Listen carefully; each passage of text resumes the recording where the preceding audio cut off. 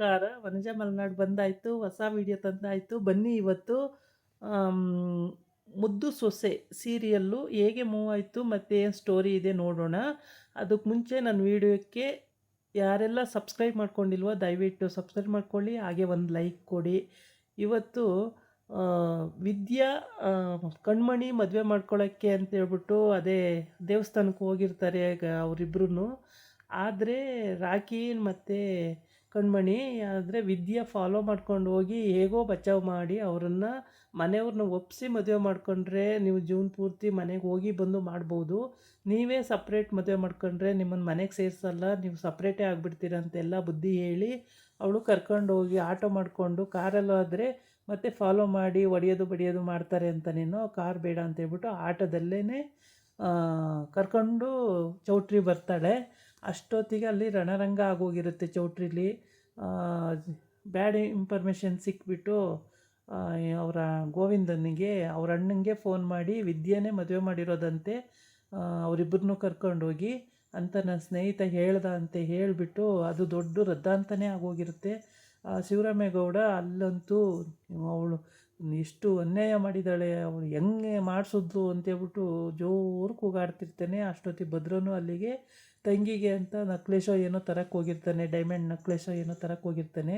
ಅದು ತಗೊಂಡು ಬಂದು ಏನಾಯಿತು ಅಂತ ಕೇಳಿದಾಗ ಹಿಂಗೆ ಕಣ್ಮಣಿ ಈ ಥರ ರಾಕಿನ ಕರ್ಕೊಂಡೋಗಿ ಮದುವೆ ಮಾಡ್ಕೊಂಡ್ಲಂತೆ ಅಂದ. ಅದು ಅವನಿಗೆ ಶಾಕ್ ಆಡ್ದಂಗಾಗಿ ಅದು ನಕ್ಲೇಸು ಕೈ ಬಿಟ್ಬಿಟ್ಟ. ಈ ಕಡೆ ಈ ಇನ್ಫಾರ್ಮೇಷನ್ ಎಲ್ಲ ಕಲೆಕ್ಟಾಗಿ ಪೊಲೀಸು ಎಳ್ಕೊಂಡು ಹೋಗಿ ಆ ಸ್ನೇಹಿತರನ್ನೆಲ್ಲ ಈಗ ಇವನು ಎಳ್ಕೊಂಡು ಹೋಗಿ ನಾಳೆ ಎಪಿಸೋಡಲ್ಲಿ ಬರ್ಬೋದು ಅನಿಸುತ್ತೆ, ನೋಡಬೇಕು. ಮುಂದುವರಿದ ಭಾಗದಲ್ಲಿ ಗೊತ್ತಾಗುತ್ತೆ.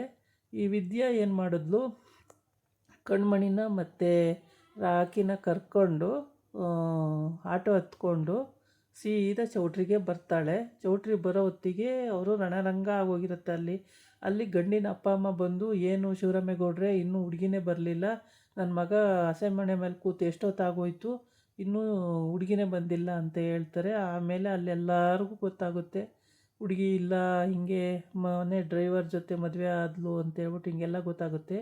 ಈ ಕಡೆ ಬಂದು ಕ್ವಾಟ್ಲೆ ಮತ್ತು ಇವಳು ಇಬ್ಬರೂ ಸೇರಿಕೊಂಡು ಮನೆ ಕಡೆ ಎಲ್ಲ ಅಲ್ಲಿ ಮುಗಿಸಿ ಅವರು ಪೊಲೀಸ್ ಎಳ್ಕೊಂಡು ಹೋದ್ಮೇಲೆ ಇವರು ಮನೆ ಕಡೆ ವಿದ್ಯಂಗೆ ಮದುವೆ ಫೋನ್ ಮಾಡ್ಕೊಂಡು ಹೇಳ್ಬಿಟ್ಟು ಹಿಂಗೆ ಬರ್ತಾಯಿದ್ದಾರೆ. ಮತ್ತು ಸಾವಿತ್ರಿಗೂ ಅವಳ ಮಗಳು ಹೇಳಿರ್ತಾಳೆ ವಿನಂತಿ. ಎಲ್ಲ ಮುಗಿಸ್ಕೊಂಡು ಅವರು ಆ ಕಡೆ ಚೌಟ್ರಿ ಬರ್ತಾಯಿದ್ದಾರೆ, ಇವರು ಈ ಕಡೆ ಹುಡುಕೊಂಡು ಹೋಗೋವನೇ ಗೋವಿಂದ. ಆಮೇಲೆ ವಿದ್ಯಾ ಆ ಕಡೆ ಚೌಟ್ರಿಗೆ ಕರ್ಕೊಂಡು ಹೋಗೋಳೆ. ಅವ್ರನ್ನ ಕರ್ಕೊಂಡು ಹೋಗಿ ಅಲ್ಲಿ ಏನು ಅವಳ ಮೇಲೆ ಇನ್ನೇನು ಹೊಡೆಯೋದು ಒಂದೇ ಬಾಕಿ, ಅಷ್ಟು ಎಲ್ಲರೂ ಸೇರಿಕೊಂಡು ಒಬ್ಬೊಬ್ಬರು ತಲೆಗೆ ಒಂದೊಂದು ಮಾತಂತ ಮಾತಾಡ್ತಾ ಇರ್ತಾರೆ.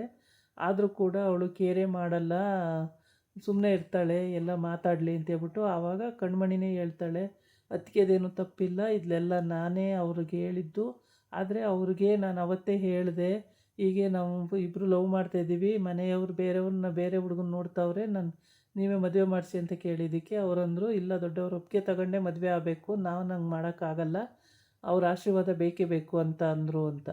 ಆಮೇಲೆ ಇಲ್ಲಿ ಹುಡುಗ ಅವ್ರ ಅಮ್ಮನ ಕರೆದು, ಏನಮ್ಮ ಇನ್ನೂ ಕಣ್ಮಣಿ ಬಂದೇ ಇಲ್ಲ, ನಾನು ಎಷ್ಟೊತ್ತಾಯಿತು ಕಾಯ್ತಾ ಕೂತು, ಅವಳು ಬರೋವರೆಗೂ ಕಾಯ್ತೀನಿ ಅಂತಾನೆ. ಎಷ್ಟು ಅರ್ಜೆಂಟ್ ಮಾಡ್ತೀಯ ನೀನು ಮದುವೆ ಮಾಡ್ಕೊಳ್ಳೋಕ್ಕೆ ಅಂತ ಅವರಮ್ಮ ತಮಾಷೆ ಮಾಡ್ತಾಯಿರ್ತಾಳೆ. ತಮಾಷೆನ ನಿನಗೆ ತಮಾಷೆ, ನನಗೆ ಪ್ರಾಣ ಸಂಕಟ, ಇಷ್ಟೊತ್ತು ಬಂದಿಲ್ಲ, ಸುಮ್ಮನಿರಮ್ಮ ನೀನು ಅಂತ ಹೇಳ್ತಾನೆ. ಆಯ್ತು ಬಿಡು ವಿಚಾರಿಸ್ತೀನಿ, ಹೋಗಮ್ಮ ವಿಚಾರಿಸು ಅಂತ ಹೇಳ್ತಾನೆ. ವಿಚಾರಿಸ್ತೀನಿ ತಾಳು ಅಂತ ಹೋಗಿ ಆ ಗಂಡಿಗೆ ಹೇಳ್ತಾಳೆ, ಇನ್ನೂ ಬಂದಿಲ್ಲ ರೀ, ಇಷ್ಟೊತ್ತಾಯಿತು ಅಂತೇಳಿ. ಇಬ್ಬರು ಗಂಡ ಹೆಂಡ್ತಿ ಹೋಗ್ಬಿಟ್ಟು ಶಿವರಾಮೇಗೌಡನಿಗೆ, ಅಲ್ಲ ನಿಮ್ಮ ಹುಡುಗಿ ಇನ್ನೂ ಬರಲಿಲ್ಲ ಚೌಟ್ರಿಗೆ, ಏನು ಕತೆ, ನಮ್ಮ ಹುಡುಗ ಆವಾಗಿಂದ ಇಲ್ಲೇ ಕಾಯ್ತಾ ಇದ್ದಾನೆ ಇನ್ನೂ ಬರಲಿಲ್ಲ ಅಂತ ಹೇಳ್ತಾರೆ. ಆವಾಗ ಶಿವರಾಮೇಗೌಡಗೆ ಕನ್ಫರ್ಮ್ ಆಗುತ್ತೆ ಇನ್ನೂ ಬಂದಿಲ್ಲ ಅಂತೇಳಿ. ಆಮೇಲೆ ಮೋಹನನ ಹತ್ರ ಹೋಗಿ ಕೇಳ್ತಾನೆ, ನೀನು ಆವಾಗಲೇ ನಾನು ಕೇಳಿದಾಗ ಯಾಕೆ ಹೇಳಲಿಲ್ಲ ಅಂತ. ಅವಳು ಸುಮ್ಮನೆ ಆಗ್ತಾಳೆ. ಆಮೇಲೆ ಗೋವಿಂದನೂ ಅಣ್ಣನಿಗೆ ಹೇಳಿರಲ್ಲ, ಫಸ್ಟೇ ಎಲ್ಲ ಕಡೆ ಸ್ವಲ್ಪ ಹುಡುಕಿಸ್ತಾನೆ ಜನ ಬಿಟ್ಟು, ಅಲ್ಲೂ ಸಿಕ್ಕಿರಲ್ಲ, ಎಲ್ಲೂ ಸಿಕ್ಕಿರಲ್ಲ, ಇನ್ಫಾರ್ಮೇಷನ್ನೇ ಎಲ್ಲೂ ಸಿಕ್ಕಿರಲ್ಲ. ಬಟ್ ಆದರೆ ಕೊನೆಗೆ ಹುಡುಗನ ಅಪ್ಪ ಅಮ್ಮ ಅಲ್ಲೋಗಿ ಶಿವರಾಮೇಗೌಡನ ಕೇಳಿದಾಗ ಶಿವರಾಮೇಗೌಡಗೆ ಶೇಮ್ ಆದಂಗೆ ಆಗುತ್ತೆ. ಮಗಳು ಬರದೇ ಇದ್ದಿದ್ದು ಒಂದು ಕೋಪ ಬೇರೆ ಇತ್ತು, ಇವ್ರು ಬಂದು ಕೇಳಿದ್ದು ಇನ್ನೊಂದು ಕೋಪ ಬೇರೆ ಆಯಿತು. ಆ ಕಡೆ ಎಲ್ಲರನ್ನೂ ಕರೆದು, ಎಲ್ಲೋದ್ಲು ಅವಳು, ಎಲ್ಲಿ ಯಾರು ಅವನಿಗೆ ಯಾರು ಕರ್ಕೊಂಡು ಹೋಗೋಕ್ಕೆ ಹೇಳಿದ್ದು, ಹಾಗೆ ಹಿಂಗೆ ಅಂತ ಕೂಗಾಡ್ತಾನೆ. ಆಮೇಲೆ ನೀವು ಹೆಂಗಸ್ರುಗಳು ಎಲ್ಲ ನೋಡ್ಕೊಳ್ಳಿಲ್ಲ ಮಾಡಲಿಲ್ಲ ಅಂತೇಳಿ ಎಲ್ಲರ ಹತ್ರನೂ ಕೂಗಾಡ್ತಾನೆ. ಆಮೇಲೆ ಗೋವಿಂದ ಫೋನ್ ಮಾಡಿರ್ತಾನೆ. ಗೋವಿಂದನ ಫೋನ್ ಪಿಕ್ ಮಾಡಿಕೊಂಡು ವಿದ್ಯೆನೇ ಈ ಕೆಲಸ ಮಾಡಿದಳಂತೆ, ಅವಳನ್ನ ಸುಮ್ಮನೆ ಬಿಡಬಾರ್ದು, ಅವಳಿಗೆ ಸರಿಯಾಗಿ ಬುದ್ಧಿ ಕಲಿಸ್ಬೇಕು, ಹಾಗೆ ಹೀಗೆ ಅಂತ ಮಾತಾಡ್ತಿರ್ತಾನೆ. ಆವಾಗ ಅವ್ರ ಅಮ್ಮ ಹೇಳ್ತಾಳೆ, ಸುಮ್ಮನಿರು ಶಿವರಾಮ, ನೀನು ತಪ್ಪು ತಿಳ್ಕೊತ ಇದೀಯಾ, ವಿದ್ಯಾ ಕೆಲಸ ಮಾಡಲ್ಲ, ಅವಳು ಯಾವತ್ತಿಗೂ ಉಂಡು ಮನೆಗೆ ಎರಡು ಬಗೆಯಲ್ಲ, ಅವಳು ಒಳ್ಳೆ ಹುಡುಗಿ, ಆ ಥರ ಮಾಡಲ್ಲ ಅಂತೇಳಿ. ಆಮೇಲೆ ಅವನೇನು ಮಾತಾಡಲ್ಲ, ಸುಮ್ಮನಾಗ್ತಾನೆ.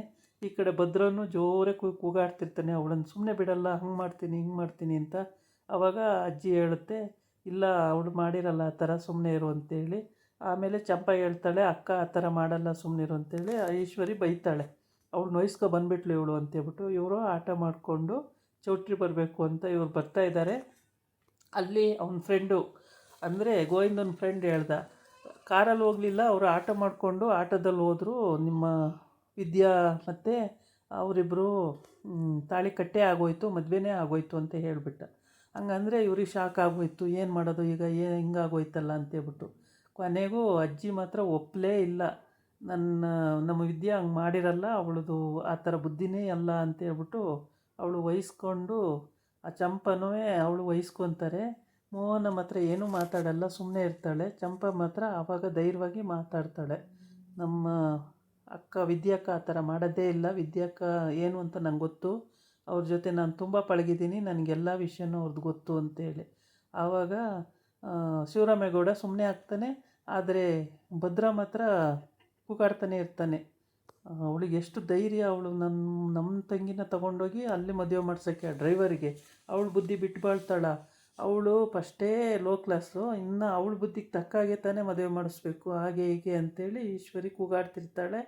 ಏನೇ ಮಾಡಿದ್ರೂ ಅಷ್ಟೊತ್ತಿಗೆ ಸ್ವಲ್ಪ ನಿಲ್ಲಿ ಅಂತ ಅವಳೇ ಬರ್ತಾಳೆ, ವಿದ್ಯಾ ಬರ್ತಾಳೆ. ಆವಾಗ ಎಲ್ಲರಿಗೂ ಅವಳನ್ನು ಕಡ್ದಾಕೋವಷ್ಟು, ತಿಂದಾಕೋವಷ್ಟು, ಹೊಡೆದಾಕೋವಷ್ಟು ಕೋಪ ಬರ್ತಾ ಇರುತ್ತೆ.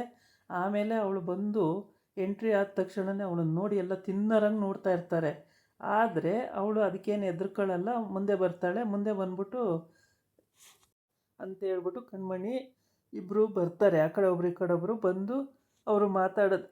ವಿದ್ಯಾ ಸ್ವಲ್ಪ ತಾಳಿ ಬಂದಿದ್ದಾರೆ, ಅವರೂ ಯಾವ ಮದುವೆನೂ ಆಗಿಲ್ಲ, ಏನೂ ಆಗಿಲ್ಲ, ಏನಕ್ಕೆ ಅಷ್ಟೊಂದು ಆತರ ಪಡ್ತಾಯಿದ್ದೀರಿ ಅಂತ ಹೇಳ್ತಾಳೆ. ಆಮೇಲೆ ಅವರಿಬ್ಬರು ಬರ್ತಾರೆ, ಆ ಕಡೆ ಒಬ್ರು ಈ ಕಡೆ ಒಬ್ಬರು ಬಂದು, ವಿದ್ಯಾ ಎಲ್ಲರಿಗೂ ಅರ್ಥ ಆಗೋಗಿ ಹೇಳಬೇಕು ಅಂದ್ಕೊಂಡಿದ್ಲು. ಆದರೆ ಅವಳ ಮಾತು ಕೇಳೋ ಸ್ಟೇಜಲ್ಲಿ ಯಾರೂ ಇರಲಿಲ್ಲ, ಅವಳನ್ನೇ ಹೊಡೆಯೋಷ್ಟು ಸಿಟ್ಟಲ್ಲಿದ್ದರು ಎಲ್ಲರೂ. ಹಾಗಾಗಿ ಮೋನ ಮಾತ್ರ ಕಣ್ಮಣಿಗೆ ಬೈತಾಯಿದ್ಲು, ಕಣ್ಮಣಿ ನಿನಗೇನು ಬುದ್ಧಿ ಇಲ್ವೇನೆ, ನಾವು ಎಷ್ಟೆಲ್ಲ ಇದು ಮಾಡಿದ್ರು ನೀನು ಈ ಥರ ಮಾಡ್ತಿದ್ದೀಯಲ್ಲ, ನೀನು ಸರಿನಾ, ನನ್ನ ಗಂಡನ ಮಾನ ಮರ್ಯಾದೆ ಏನಾಗಬೇಕು, ನಿನಗೊಂದು ಸ್ವಲ್ಪನೂ ಬುದ್ಧಿ ಇಲ್ವೇನೆ ಅಂತ ಬೈತಾಯಿದ್ಲು. ಆದರೆ ಅದಕ್ಕೆ ಕಣ್ಮಣಿ ಉತ್ತರ ಕೊಡ್ತಾಯಿದ್ಲು, ನಾನು ರಾಕಿನೇ ಪ್ರೀತಿಸ್ತಾ ಇದ್ದೀನಿ, ರಾಕಿನೇ ಮದುವೆ ಮಾಡ್ಕೊಳ್ತೀನಿ, ನಾನು ಈಗ ನೀವು ನೋಡಿರೋ ಹುಡುಗನ್ನ ನಾನು ಮದುವೆ ಮಾಡ್ಕೊಳ್ಳಲ್ಲ ಅಂತೇಳಿ. ಅದಕ್ಕೆ ಮೋನ ಸುಮ್ಮನಾದ್ಲು, ಏನೂ ಮಾತಾಡಲಿಲ್ಲ. ಆದರೆ ಶಿವರಾಮೇಗೌಡ ಹೇಳ್ತಾನೆ, ಹುಡುಗ ಬಂದು ಕೇಳ್ತಾನೆ, ನಾನು ಆದರೂ ಪರವಾಗಿಲ್ಲ ಕಣ್ಮಣಿನ ಮದುವೆ ಮಾಡ್ಕೊತೀನಿ, ಏನು ಸರ್ ಇವಾಗ ಏನು ಮದುವೆ ಮಾಡ್ತೀರಾ ಇಲ್ವಾ ಅಂತ ಕೇಳ್ತಾನೆ. ನೀನು ಹೋಗಪ್ಪ, ಹೋಗಿ ಹಸೆಮಣೆ ಮೇಲೆ ಕೂತ್ಕೋ ಅಂತ ಹೇಳ್ತಾನೆ. ಆಮೇಲೆ ಇಲ್ಲಪ್ಪ, ನಾನು ಅವಳನ್ನ ಆಗಲ್ಲ ಮದುವೆ ಅಂತ ಇವಳು ಕಣ್ಮಣಿ ಹೇಳ್ತಾಳೆ. ಹೇಳಿದ್ರೂ ಅವಳು ಕೇಳೋ ಸ್ಟೇಜಲ್ಲಿ ಇರಲ್ಲ ಅವರು, ಅವಳಿಗೇನೆ ಬೈತಾರೆ ಕೂಡ. ಬೈದು ಬುದ್ಧಿನ ಮಗಳು ಆದರೂ ಈ ಕೆಲಸ ಮಾಡಿದ್ಲಲ್ಲ ಅಂತೇಳಿ ಶಿವರಾಮೇಗೌಡ ಏನು ಮಾತಾಡಲ್ಲ, ಕೇಳಿಸ್ಕೊಳ್ತಾ ಇರ್ತಾನೆ ಅವಳು ಹೇಳೋದನ್ನೆಲ್ಲ. ಇದಾಗಿತ್ತು ಇವತ್ತಿನ ವೀಡಿಯೋ. ನಾಳೆ ಇನ್ನೊಂದು ವೀಡಿಯೋ ಜೊತೆ ಬರ್ತೀನಿ. ನಮಸ್ಕಾರ. ಬಾಯ್.